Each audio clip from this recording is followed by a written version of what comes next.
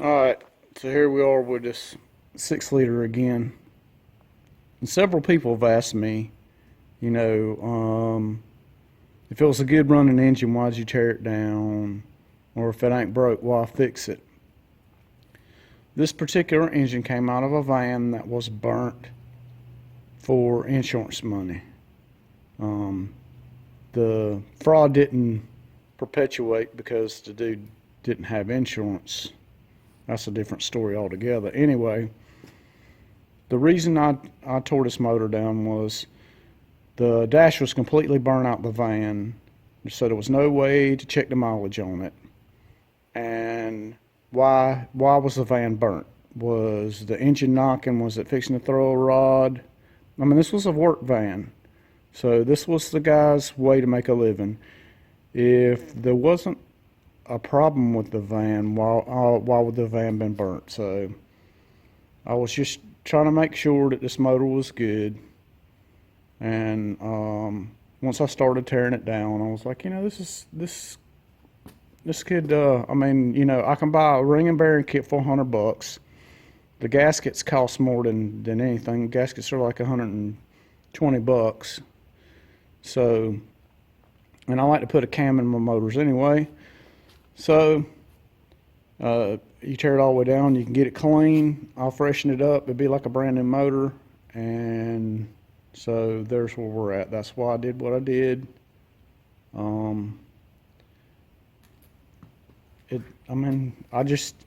I'd rather know than worry. I want to know when I hit the key or when I go to drive that it's going to get me where I'm going and come back. And all that being said, we're going to finish tearing this thing down to get the crank out of it. So y'all keep on watching and y'all see what's going on. Alright, so on these LS base motors, they got a harmonic balancer on them that has no bolts for a conventional harmonic balancer puller. So it takes a special puller, and this is the puller that I have.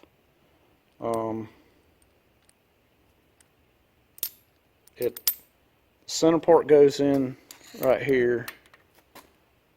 The arms grab the back of the balancer, and then the bolt screws in and pushes it off. So I'm going to show you how it's done here. But it takes two hands, so here we go.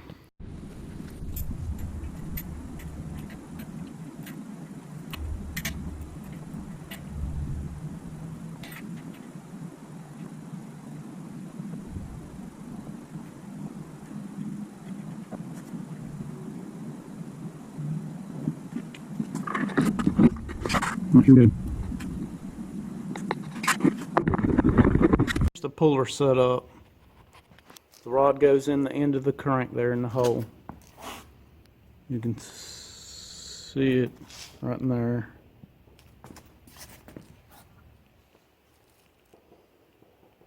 Then the arms hook on the edge of the balancer and these notches.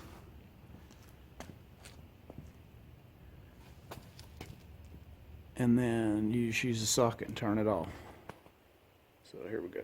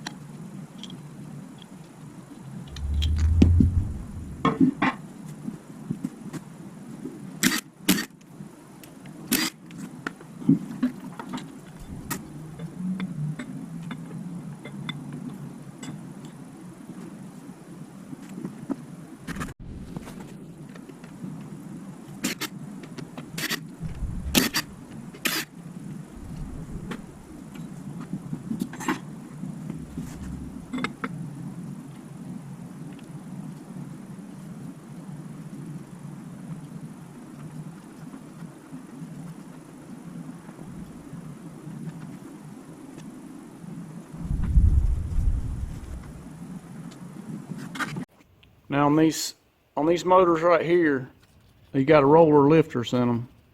And if you turn the cam over several times, it'll push the lifters all the way up in the bore. And that way they're out of the way so you can remove the cam. So you can pull the cam out with lifters in it, but you got to turn the cam over quite a few times to make sure all the lifters are up. And they don't always stay up, but with the block upside down like this, they will stay up because gravity's going to hold them. So see, it's coming out now, so there you go.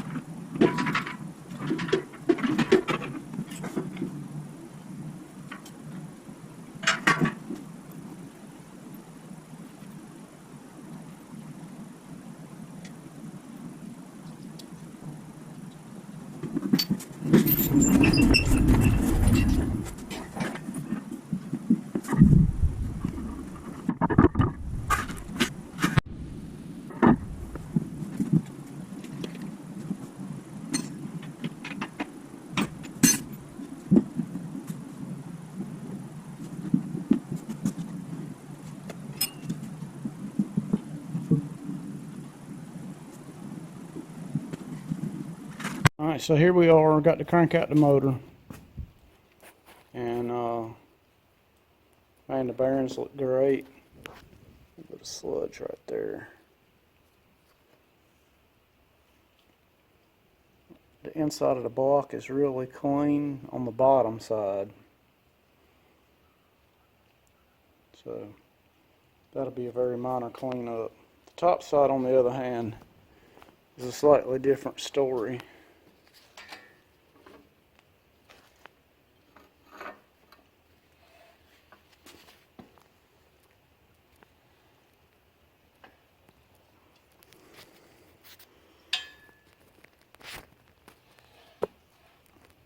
Sorry about that.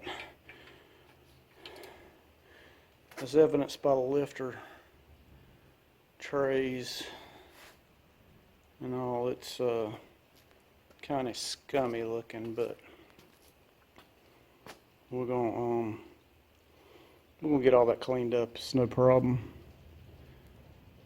So overall, very, very pleased with what we've found in here. But still, since we're down this far, we're going to clean it up really good, paint it up, freshen it up, and put it back together. Overall, very, very pleased. But if I hadn't took it apart, I would have never known. And it's just a little bit of time, and then freshen it up and it'll be like a new motor. So there you go.